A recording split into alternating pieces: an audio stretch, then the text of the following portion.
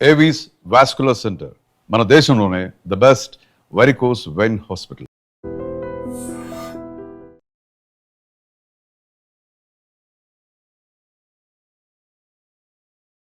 America Trump Iran war మీరే అన్నారు గతంలో. అవును సార్. ఇది కేవలం 1 వీక్ అని. అది నిజం. ఫీజ్ ఫైర్ ఇప్పుడు మళ్ళీ రిపీట్ అవుతుంది. దానివల్ల నష్టం వాళ్ళకా వీళ్ళకా లేదా మనకా? సార్ అందరికీ నష్టం ఉంటుంది సార్. అమెరికాకి నష్టం ఉంది సార్, ఇరాన్కి నష్టం ఉంది. కానీ ఒక్క విషయం సార్ నేను ఇక్కడ చెప్పాలనుకుంటున్నాను. నేను ఇరాన్ని సపోర్ట్ చేయట్లేదు సార్, వ్యక్తిగతంగా నేను ఇరాన్ని సపోర్ట్ చేయను. కానీ ఒక మిలిటరీ స్ట్రాటజిస్ట్ లాగా మాట్లాడడానికి ప్రయత్నిస్తున్నాను సార్. 2024-25 ముందు ఇరాన్ వరల్డ్ మ్యాప్లో ఎక్కడుంది అంటే కూడా చాలామందికి తెలియదు సార్. నమ్ముతారు కదా? అంటే మిడిల్ ఈస్ట్లో ఎక్కడో ఉంటుంది, అంతేగాని ఆ స్ట్రైట్ ఆఫ్ హోర్ముజ్ కానీ ఈ ఇరాన్ కానీ కువైత్ బహ్రెయిన్ కానీ ఎవరికి తెలియదు సార్ ఎక్కడ ఉంటుందో. కానీ ఒక దేశము అమెరికా శాంక్షన్స్లో గత 3 దశాబ్దాలుగా ఉంది సార్. ఆ దేశం అమెరికన్ శాంక్షన్స్లో ఉంది. అంటే ఏంటి, ఓపెన్గా వీళ్ళు వరల్డ్లో ట్రేడ్ చేయలేరు. వాళ్ళతో ట్రేడ్ చేసేది దేశాలు కొన్నే, మనము రష్యా కానీ చైనా కానీ ఇతర దేశాలు మిడిల్ ఈస్ట్ కంట్రీస్ మాత్రమే. అలాంటి దేశము 30 సంవత్సరాలుగా శాంక్షన్స్లో ఉంటున్న దేశము సింగిల్ హ్యాండెడ్లీ ఇజ్రాయిల్ని అమెరికాకి మిగతా మిడిల్ ఈస్ట్ కంట్రీస్ అందరికీ కన్ను చూపించింది సార్. వీళ్ళందరూ కలిసి ఒక్కసారైనా వాడిని అరే బాబు నిన్ను ఓడిచ్చేసాము అని చెప్పి ఆ స్టేజ్ దాకా తీసుకెళ్లారా? లేదు. లీడర్షిప్ని ఎలిమినేట్ చేశారు. టాప్ లీడర్షిప్ని ఆయతుల్లా ఖొమైనీని ఫస్ట్ డే February 28 రోజు ఎప్పుడో దాడి జరిగింది, ఆ రోజు లేపేశారు. ఓకే, బాగానే ఉంది. ఆ తర్వాత ఏంటి? Nothing happened. ఎందుకంటే అమెరికా సార్, అమెరికా వార్ని ఇంటెన్సిఫై చేస్తుంది కానీ సస్టైన్ చేయలేదు. తనకు అంత కెపాసిటీ లేదు, సస్టైనెన్స్ కెపాసిటీ లేదు. మనము డీఎస్కలేట్ చేస్తూ సస్టైన్ చేయడానికి ప్రయత్నిస్తాం. అది మన war strategy sir. America war డాక్ట్రిన్లోనే చాలా పెద్ద తప్పు ఉంది సార్. సో ఆ తప్పు ఉన్నంత వరకు దేశంలో ఇలా డిస్టర్బెన్స్ కంటిన్యూగానే ఉంటుంది.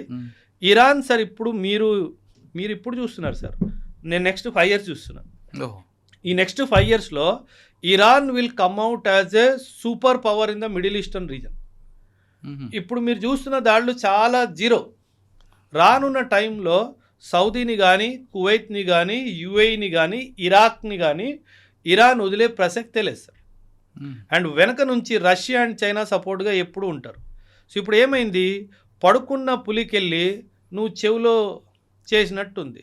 ఇప్పుడు పులి లేచింది, ఇంక దానికి పోరాడాలి అనిపించే ఏమంటారు దాన్ని వేటకెళ్ళాలి అని అనిపిస్తుంది, దాన్ని ఆపడానికి వీల్లేస్తుంది. పడుకున్న పులిని నువ్వు లేపావు సార్. చూడండి సార్, ఒక not even advanced country Iran ఎక్కడుంది సార్ కంపేర్ టు అమెరికా? ఎక్కడా లేదు. Intelligence Israel best, defence forces best, missile systems best, drone systems best, air crafts best, అన్నీ బెస్ట్గా ఉన్నా ఏం చేస్తున్నారు?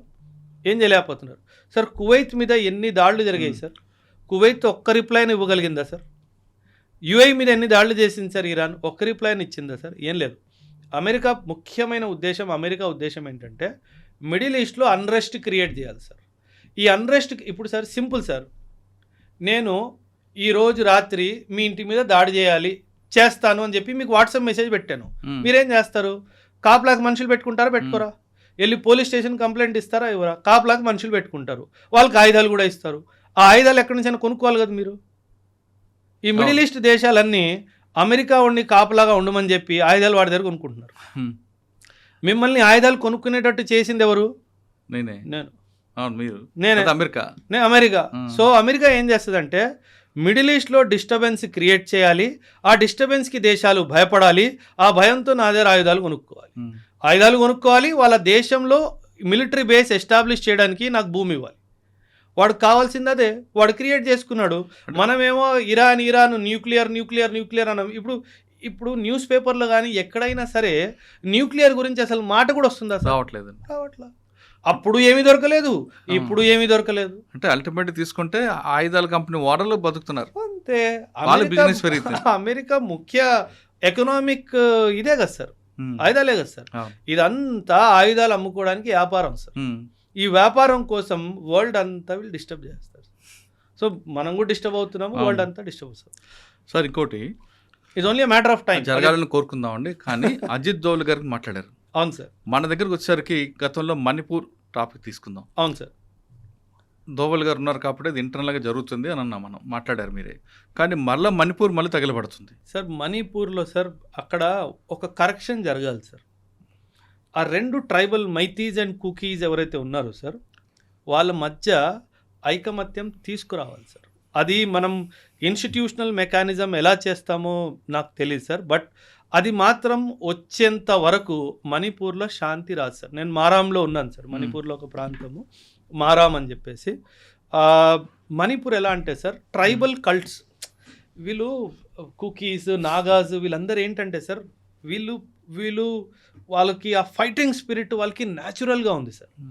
ఆ ఫైటింగ్ స్పిరిట్ న్యాచురల్గా ఉండడం వల్ల, కత్తులు, కటార్లు, ఆయుధాలకి వాళ్ళకి యాక్సెస్ ఉండడం వల్ల ఈ గొడవలు అప్పుడు జరుగుతూనే ఉంటాయి సార్. ఈ గొడవలు ఎప్పుడు అవుతాయంటే, ఫస్ట్ వాళ్ళని ఆ కత్తులు, కటార్ నుంచి బయటికి తీసుకొచ్చి మెయిన్ స్ట్రీమ్ సొసైటీలో తీసుకురావాలి.